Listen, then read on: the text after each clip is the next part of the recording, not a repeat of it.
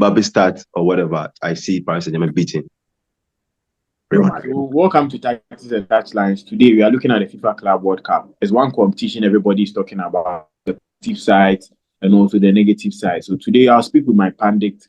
We'll look at what is going on in the FIFA Club World Cup, how they've seen the tournament so far, and also some comments coming in, what they feel about it. So I'll welcome all of them onto the show.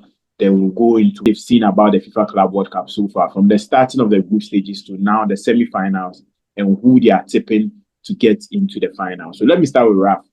The FIFA Club World Cup has been a tournament that has had a lot of bash. I think your former coach, that is Jurgen Klopp, said the tournament is one of the worst we have seen in the FIFA calendar.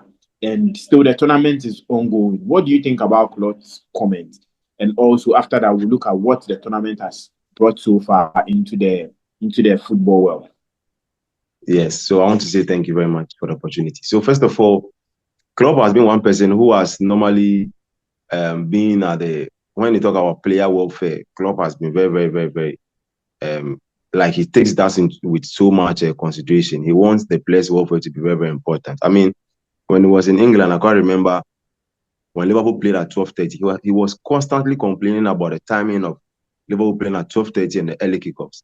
He made one of the first complaint was the early kickoff. The second complaint was he made a complaint that when all the European teams are on break, that is in December, the Premier League is still playing Boxing Day match, 26 December, Premier League are playing, Premier League teams are playing, and then he was constantly complaining. So he's now checking about how the players are going to be very, very fit for the upcoming season. You know, when they play too many games, it affects them and other stuff. For example, Jamal Musiala just got injured, and people will say that, you know, if not for the Club World Cup, Musiala wouldn't have gotten this sort of injury. So Klopp's main issue is how the players welfare and how they could get enough rest and prepare for the upcoming season. Because as a matter of fact, I started with Klopp when it was at Liverpool because the German teams, the French teams, the Spanish teams get rest, and but the Premier League teams don't get enough rest. Meanwhile, we play a lot of games, and it goes ahead to affect our teams when they are playing in Europe. So yes, that comment he made, maybe after the tournament, we are only looking at the monetary aspects and the finances and how the teams are going to get a lot of money from this tournament. But the players welfare and then the sort of money just be picking up and not consider that. So yes, it's either ways. There's a positive in there and there's also a negative in there. So I feel he being an ex-manager, there are other managers too who might be having the same issue, but they might not be able to come out and speak openly.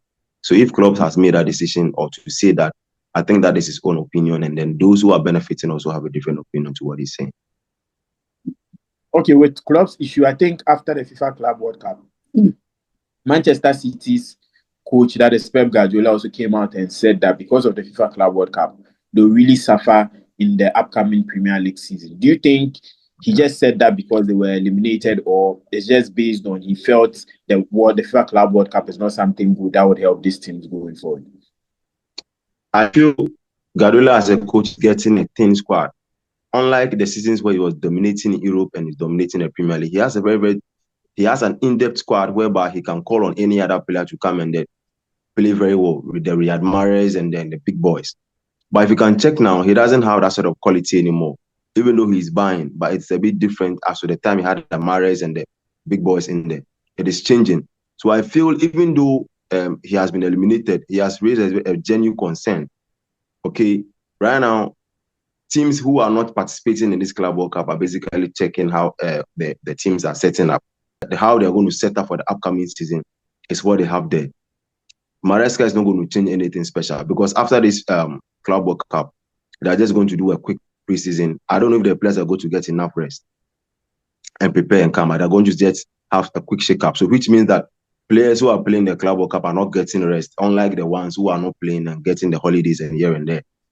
The money is important, but the players' welfare also comes to play. So I feel with Pep Guardiola, he has raised a genuine concern. Also, he been eliminated. It is fine, he has been eliminated, but he has raised a genuine concern. They are going to suffer. Teams are going to set up to see how they are playing. Now, teams are hiring video analysts to check performances and other stuff. So it's a genuine concern from Pep Guardiola. Okay, Prince aspect where Man City are now genuinely saying that they are out of the competition and they are going to suffer in the Premier League. Coming from you being an Arsenal fan, do you think he's just trying to be the Pep Guardiola we know, trying to be sarcastic on some issues, trying to make other clubs feel like things are not going on well, but he's well prepared for the Premier League. What do you think this FIFA Club World Cup would affect teams like Manchester City and also Chelsea in the upcoming Premier League? I think you guys have heard my take on this Club World Cup and what Klopp said, and down to what even Guardiola said. I think one thing we'll come to realize later on is what Klopp said. If you clearly look at a coach like Klopp, he has so much interest in the welfare of players. I think if I can clearly remember, Klopp was one of the coaches who vouched for we having 5 substitutions in a match. If I can clearly remember, he made that, and he actually is so concerned about the welfare of players. And look at what happened to Jamal Musiala. I won't say because of the Club World Cup that's why this injury happened to Musiala. Fine, this is a crash. It can happen even in training grounds where players can just crash and injure. I think Nkuku had a similar thing with Kamavinga before the World Cup. So some of these things, there's no problem. But the fatigue, the stress on these players. Teams have played over 60 games, like PSG. PSG played to the final of every competition they participated in. So they played like 70 games the whole season. You understand? And look at these players continuing. A young player like Desire Doe, when he gets injured now, that's an issue that he would have to battle through the rest of his career. Look at Musiala. Musiala now cannot play 5 months continuous because at every time he has to get injured. But on what Guardiola is saying, I think he's right. I've said this before and I'm going to say it again. The clubs who played the FIFA Club World Cup, honestly, when we start the league, they might face some challenges here and there because they've stressed out the players. Now there's fatigue. How are they going to come back and start the whole new league? Because you are now going to rest and come and start another league. That is different from you finishing the previous season, taking enough rest and going on holidays. You get it, going on holidays and coming back for preseason. And at least you've rested the mind, you've rested the nerves and everything, and you're coming on a fresh preseason. And that fresh preseason, it continues with the season like that. I hope you guys understand me. After the preseason, we are starting with the league. But when it is a Club World Cup where you continue, you come and break and come and start a preseason, it has a way that it might affect the players. And probably we might not understand Klopp and Guardiola now until we start a league. So let's just wait and see. Okay, so do you think the clubs are taking advantage of the players as of now? Because there were some sporting directors stating that the players are asking for more money. And if they are asking for more money, meaning they need to also play in competitions like this to be able to make enough money. So do you think these clubs are taking advantage of these players because they're asking for more money? So they are looking at playing in every available competition to make enough to be able to pay off these players? And how would this benefit the players too? Because though they are asking for more money, but when there is injuries, their careers are at risk now. I think the clubs are taking advantage of the players because it's in a contract that FIFA made it clear to made how the club sign that you are supposed to play your best players in the FIFA Club World Cup. Yeah, I was listening to Super Sport, Sky Sport 2 days ago, and I found out that the clubs have signed a contract that they have to play their best players in the FIFA Club World Cup. And you could see a team like Chelsea where they just signed a player, Joao Pedro. The player is on holidays. You have to quickly come and join the team and start. You get it because there's no time. There's so much money at stake that the club is looking at to gain it. You understand? Because look at the money a club like Chelsea has accumulated so far in this tournament. So they are only keen on what they earn at the end of the day. Because to be honest with you, the man that is coming in, at least you balance the books. At least you get to sign a player in there with that money. Getting around 50.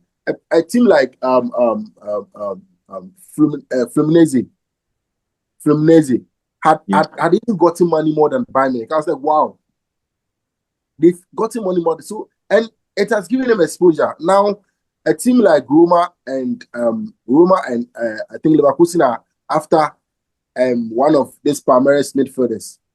Nottingham Forest recently signed a striker from Botafogo. So at least it gives them that exposure, it gives them the money as well. So, and I think one of the teams also gives the players a tip. I think after every match, they share an amount of money to the players. So they are taking advantage of the players. That's the truth. And we can't hide it because at the end of the day, they signed a contract for that. Okay. So, Rap, let's look at the FIFA Club World Cup. We started in group stages. Now we are in the semi-finals. Yeah. I want to find out from you. I know you had 1 or 2 chances to watch some of the games. If you are to look at these teams in the semi-finals, that is Chelsea, Fluminense, Paris Saint-Germain, and Real Madrid, do you think they are deserving to be at this stage of the competition, or there is one or two clubs you think they were supposed to be in the semi-final? 100%. Ben, if you could remember, before the Club World Cup started, you asked us who we think will be our, and I tipped Real Madrid and Paris Saint-Germain, that the big boys will come to the party by all means.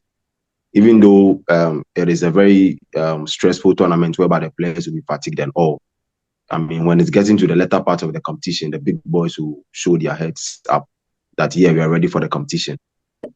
Fluminense, as we said, they are a surprise package. I mean, they'll be playing against Chelsea tomorrow. Yes, maybe we'll come into that game. But then I feel the big boys, it's rather unfortunate that the 2 teams are predicted to be in the finals of the competition are going to face off in the semi-finals. And by all means, one will have to make good for the other. Yes, and then I remember also Ben also saying that the way Chelsea has been positioned, it is likely they'll be going to the final. So as you asked me, yes, I expected Man City to do well, but maybe Guardiola is still fixing up things. Yes, I expected Manchester City to be in the semi-finals, which unfortunately they couldn't, and they were beaten by Al Hilal. Maybe they underrated them and they are beaten. So it is a fair competition. Nobody has to be really disappointed. Bayern Munich are not the Bayern Munich we used to know at first. So they listen to PSG. It's no brainer. It's not something surprising for us. So the teams who are in the semi-finals are deserving to be there. Okay, so let's go into the game. That is Real Madrid, Paris Saint-Germain. Kylian Mbappe will be meeting his team, and he needs to put up a good performance, at least against Paris Saint-Germain. Going into the game, these 2 teams are coming into this competition well prepared and have quality on their bench. Tactically, who do you think would have the night, and what do you think the scoreline would be? Paris Saint-Germain, Luis Enrique is making me admire him each and every day. Because for now, Guardiola has been a top manager for the world football for about some years now. But I'm beginning to see Luis Enrique as one of the top managers. I mean, I don't know how he's doing these things, but the guy is working some magic with the Paris Saint-Germain team. Look, they are not fighting up when they are coming up against any opponent. Tomorrow they are beating Real Madrid hands down. They are beating Real Madrid. It is football. Anything is possible. But the sort of intensity, the sort of quality they have, I'm beginning to see it differently. I'm beginning to see that Luis Enrique or the Spanish teams have something different they do when it comes to football tactics and systems. I mean, look at how... No, Ben, Vitinha played in England. Vitinha played for Wolves at a point. Nobody saw his quality. Look at how he has been able to transform the guy. This Joao Neves guy, I mean, I can tell you, he will be on the bench in some teams in England, if not for Paris Saint-Germain. He will be on a list, but he has managed to, aside Braskelia, who is a proven top winger, Bakula will not get a starting lineup in the Liverpool team. I don't know if for other team, Bakula will not start for Liverpool. But look at how he's using Bakula. So I feel, on paper, on purely footballing basis, Paris Saint-Germain is beating Real Madrid. Real Madrid is not up there. I don't know if Kylian Mbappe will be playing the game tomorrow or the next day they will be playing the match. Because of the guy, there's a certain striker, is it Gonzalo something? Ben, Gonzalo Garcia. Get me his name. Good. I don't know if, I don't know. Is it that Xabi Alonso trusts him more than Mbappe, or he's just trying to give Mbappe some rest for the upcoming season? No, Mbappe was sick during the start of the FIFA Club World Cup. So the boy had his chance and he was able to take it. So that's why now it has become a headache between him and Kylian Mbappe. But in his recent press, he said that he will be able to fix all 3, that is including Vinicius, for them to play together. No problem, Ben. So Ben, regardless, even if Mbappe starts or whatever, I see Paris Saint-Germain beating Real Madrid. Okay, so Prince, from your side, there are 4 teams now in the FIFA Club World Cup semi-final. That is Chelsea, Fluminense, Paris Saint-Germain, Real Madrid. With these 4 teams, were you expecting them to get here? And who has been the surprise package in these 4 teams for you? I think if we are to even expand it from the 4 to even make it 8, I was surprised with the Brazilian teams, and on the other hand too, I was tipping them from the beginning of the season. I told you guys that I'm looking forward to seeing some of this surprise clubs coming into the final. But I think even if Chelsea is to take out Fluminense, yeah, I think these guys have done really, really well. They've done, because we never expected to see them come this far, but they really did so well. They really did so well, and they've proven to the world how competitive they can get, or when they are given a chance, how competitive they can get.